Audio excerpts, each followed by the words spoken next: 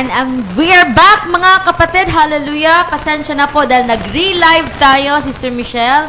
Hello. And andito po kami ulit, mga kapatid. Naputol po yung stream natin kanina dahil po sa ating signal. Nagloko po yung signal natin. But we are back, mga kapatid. I think nothing can stop the work of God, mga kapatid. Huh? Hallelujah. Pero talagang devil gagawin niyang lahat po, mga kapatid, to stop the work of God. Pero hindi pa rin siya mananalo. Amen? And because of that, mga kapatid, because we know that you're waiting for this time for prayer, mga kapatid. So hindi po kami magtatagal masyado ngayon. Yun atin pong mga viewers na naghintay po for the prayer, mga kapatid. Yeah, Hindi po namin kayo... We need to listen to pray into the Hindi po namin kayo bibiguin. Pero bago po muna tayo manalangin po sa inyo pong mga gustong ipanalangin tungkol sa inyong karamdaman, kailangan po muna natin tanggapin si Jesus sa ating buhay bilang Panginoon at tagapagligtas, Pastor. So if you are the type that are yet to receive Christ in your Lord and personal Savior, Kung ikaw po yung tipo ng tao, kapatid, na hindi mo pa po natanggap si Jesus sa iyong buhay bilang Panginoon at tagapagligtas, please don't let today pass by you. pakiusap, huwag niyo pong hayaan na dumaan lamang ang araw na ito. The greatest miracle is the salvation of your Dahil soul. ang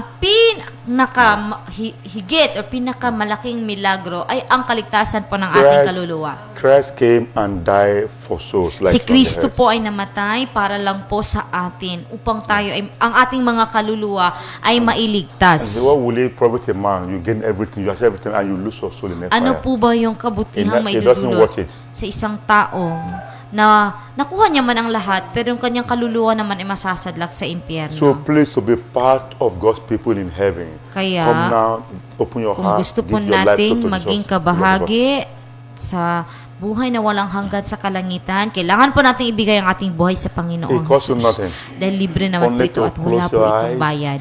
Ipikit Speak lamang of po God, natin ang receive ating Christ in mga your mata heart and confess with your at mouth. tanggapin po natin si Jesus sa ating mga puso. Then you are safe. At tayo po ay So please maliligtas. close your eyes Ipikit po natin and ang please ating repeat, mga mata. repeat after her.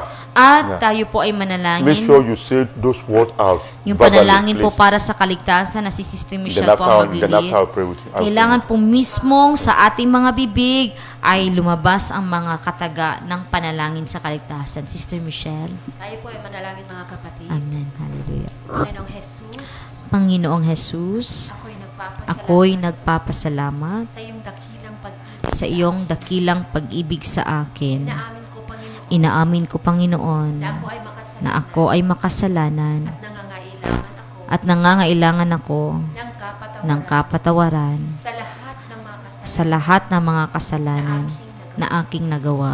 Hugasan ninyo ako, Panginoon, Hugasan niyo ako, Panginoon, ang aking buong puso ang aking buong puso at sa lahat ng mga kasalanan sa lahat ng mga kasalanan na aking nagawa sa pamamagitan sa pamamagitan ng banal na ng dugo banal na dugo ng Panginoong ng Jesus. Panginoong Jesus.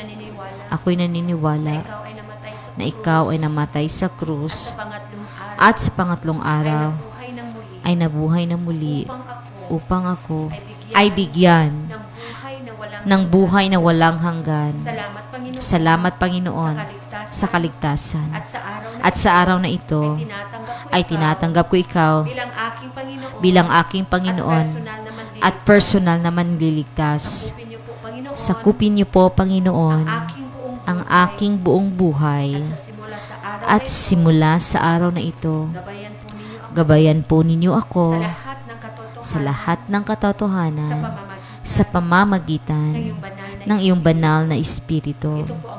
Ito po ang aking dalangin sa pangalan ni Jesus. Amen. Amen. I want to pray for Si you. Pastor David po ay mananalangin. Father, I thank you. Your grace has founded both your children in the kingdom. Lord, I pray, Lord, let that same grace keep them and preserve them forever in the kingdom.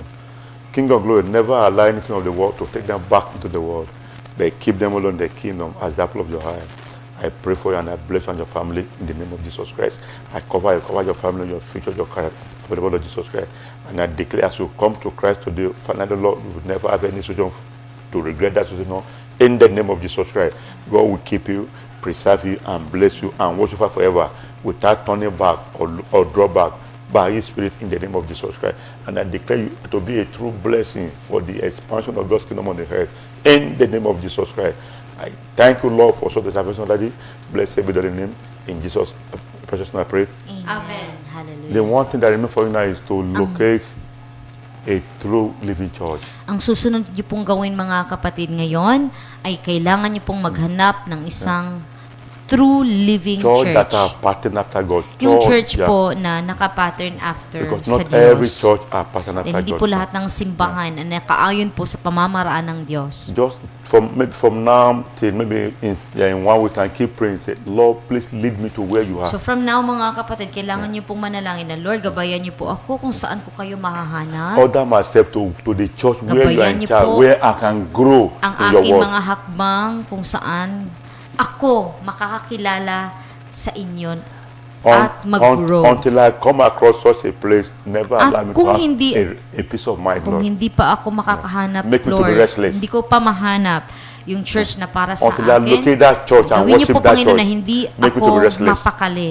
In Jesus' name. sa pangalan ni Jesus. If you pray that prayer for that, if you really mean it, go where that is. No matter. At kapag talagang buong puso mo ito idadalangin, talagang ang Diyos ay kikilos upang mahanap mo ang tahanan na And para never sa be embarrassed wherever you go. You don't feel good because if you, anywhere, any church you enter, if God is not there, At based huwag kang mahiya, based mga on kapatid. what you pray along with Him, base sa pinagpipray mo na sa Diyos, you will feel restless. In fact, you will not feel okay inside. You will feel awkward inside. dahil nag-pray ka In na the sa inside, Diyos not in your brain. na makahanap ka ng church na para sa'yo, kapag nakapasok ka man sa hindi tamang church, You will not just feel good. You never feel okay from inside. Hindi- You, as a human being, yeah, you not feel okay. yung hindi ka makakahanap ng kapahingan, hindi mo mahanap yung parang bagay na talagang hinahanap. Don't forget don't get lost of what you are seeing, or what you are At being huwag kang entertained, what you are being magpadala told. No, sa follow iyong what you feel nakikita, here. kundi kung ano yung iyong nararamdaman. But when you get to where God is, you may look contrary in fact to your heart. It may not look like it. Alam mo ba kung nahanap mo ng simbahan na para sa iyo kahit hindi mo pa ito gusto? But right there, you feel like in your heart. Yung sa mga mata mo, no, physically, kung hindi mo man gusto yung You just nakikita. feel good pero inside sa you, puso, inside you, not in your brain. magkakaroon ka ng kapahingahan. Then please commit there At and grow doon, there. kung nahanap mo Yeah. na ang tahanan para Don't sa iyo, allow anything i-commit or po natin anyone ang to ating fool you out from buhay that place. sa lugar na yan, sa Diyos, at huwag niyo pong hahayaan na may Because isa there man you will grow nahihila sa iyo and be palabas. useful with God in the Dahil kingdom. doon ka gagamitin ng Diyos para sa kanyang kaluwalhatian. So may God Amen. bless you as you do so. Pagpalain ka ng Diyos, kapatid. Now I want to Amen. pray for those that are sick. Ngayon po, si Pastor David ay Those that mananalangin need na po one sa breakthrough mga or the other. may karamdaman at nangangailangan po ng breakthrough. Those that Kahit want ano. challenges or that May they mga want God challenges po tayo to intervene. at gusto po natin ng Diyos ang kumilos. So the prayer not only for those that need healing, no, it's both Hindi is for lamang together. ito para sa manangangailangan ng So kagalingan, just para po pray ito sa and lahat. believe along with me. Tayo po ay manalangin at maniwala po tayo sa You can stand for Diyos. your hand to what you are watching Lapat with. po natin ang Yeah. ating kamay You can sa touch ating it. pong mga gamit sa And panunoon close your eyes at ipikit po and natin please ang be ating in the mga mood of expectation. at lagay po natin ang ating mga sarili sa And go paghihintay. touch over there. At ang Diyos po ang Let's hihipo pray. sa iyo saan ka man ngayon. Let's pray. Amen? Hallelujah. Father, I thank you for this your children. King of glory, the everlasting Father, the God of all grace, the God of all power. Your children look up to you right now from one thing or the other. You know where, oh Lord, where the shoe is pinching them at the sole of their feet. Lord, I pray, Lord, meet them, oh Lord, at the point of their need right now in the name of Jesus Christ. Your word declare, Lord, the expectation of the righteous shall not be cut off. And the church whoever has shall find. Whichever seek shall find. Whichever not shall go to him. And anyone that has, they will receive. Lord, as I'm standing in the gap, oh Lord, as they're asking, Lord, whether there be abundant receiving, oh Lord, Yes. for them, oh Lord, in the name of Jesus Christ. Open that door, Lord, that will be knocking before you in the name of Jesus Christ. Yes. Let everyone that sick, oh Lord, be healed now in the name of Jesus Christ. Amen. Everyone that has been tied down or held down with satanic bondage, receive your liberty and freedom now in the name of Jesus Christ. I command every chain that all you bound to be broken into pieces in the name of Jesus Christ. Whatever padlock that held you in, whatever powers of darkness that held you in, be destroyed now and be consumed by the fire of Holy Ghost in the name of Jesus Christ. I command you to be delivered and be free from every hold, bondage, and capture of the enemy in the name of Jesus Christ. I declare by his stripes be healed in the name of Amen. Jesus Christ. I declare pain to depart out of body now in the name of Jesus Christ. Sickness, disease be healed by the Amen. power in the blood of Jesus Christ. Sickness, disease be healed in the name of Jesus Christ. Affliction depart out of that body now. Pain be lifted out of that body now in the name of Jesus Christ. All matters of sin and disease be receive healing by the power of God in the name of Jesus Christ. For Christ has borne your pain. He has taken away your sickness and by his stripes you are healed. By Amen. Jesus Christ be healed in the name of Jesus Amen. Christ. By Jesus Christ be healed in the name of Jesus Amen. Christ. By the power of God, by the finger of God, be healed, be delivered, and be set free in the name of Jesus Christ. I command every desire of your heart to be granted by the Lord in the name of Jesus Christ. Every close of your miracle to be open now in the name of Jesus Christ. You that is looking for a job opportunity, be employed now divinely Amen. by God's spirit in the name of Jesus Amen. Christ. You that want to travel, I command the door traveling to open unto you in the name of Jesus Christ. Amen. You will no longer be resisted at the embassy where you take that passport for visa in the name of Jesus Christ. Amen. God will help you. He will arise to be your strong helper and make it for you where there is no way, by the power of His Spirit. And everyone that are weak receive strength in the name of Jesus Christ. Lord, I thank you. Lord, I cover you and I cover your family, I cover your desire, I cover your body, soul, and spirit by the blood of Jesus Christ. And I declare it is well with you, spirit, soul, and body. In Jesus' precious name I pray. Amen. Hallelujah. Please do now what you cannot do before. So, Yeah. subukan po natin gawin yung mga nahihirapan If your tayong neck that is gawin. stiff, try to turn it. If it's Kung ang hands, atin pong ulo ang masakit kanina, yung inyo pong mga ulo, kaya subukan nyo pong iikot-ikot, igalaw ang ating mga katawan. Hallelujah!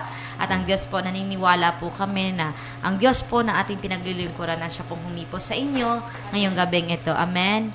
At sana po mga kapatid, hindi lamang po ngayong araw na ito kayo manunood sa programa at makisali. Sa susunod po na linggo, sana kasama rin po namin kayo mga kapatid. Andito lang po kami tuwing Lunes. That's why mga kapatid, ini-invite po namin kayo na next week, abangan niyo po ang atin pong live stream po sa atin pong Miracle Hour. Hallelujah. Tuwing Lunes po yan mga kapatid, sa ganito rin pong mga oras. Hallelujah. At sa atin pong mga viewers na gusto po ninyo na bumisita po dito sa Shiloh House, dito po sa DPC Ministry, dito po mismo sa Bugo. Yung address po mga kapatid ay, Sister Mitch? Yes, yung address po namin sa DPC Ministry or Shiloh House ay nasa Block 19, Lot 35 to 39, Phase 3B, Villa Trinitas, Bugo, Subdivision, Cagayan de Oro City. Ayan. Ulitin lang po natin ang atin pong address. Block 19, Lot 35 to 39, Phase 3B, Villa Trinitas Subdivision, Bugo, Cagayan de Oro City. Ayan. So, sa malapit lang po dito sa Cagayan de Oro, welcome po kayo mga kapatid. And kami po ay nagagalak na makita, man-meet kayo po in person. Hallelujah. Sana po mga kapatid ay ang programang ito ay nagbigay po sa atin ng mga katuruan at meron po tayong natutunan tonight. Yun pong pinakamahalaga, that we learn something po. Yung something na yun po kahit maliit po mga kapatid, at least meron po tayong natutunan. At yun po yung purpose bakit nandito po tayo, for that learning po mga kapatid. Ang liwanag po ng Diyos na bahagi po ay para po sa ating lahat at siya po nating mga kanya-kanyang bahagi. Amen? At matatanggap po natin yan. Ako po si RBJ Alusilio Laguayan, kasama po si Sister Michelle Gutierrez and Pastor David Hassan, at kami po ay mula sa Deliverance Power Center Ministries Incorporated. Andito po kami mga kapatid tuwing Lunes para sa programang The Miracle Hour.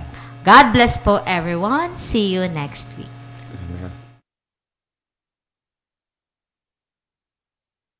I was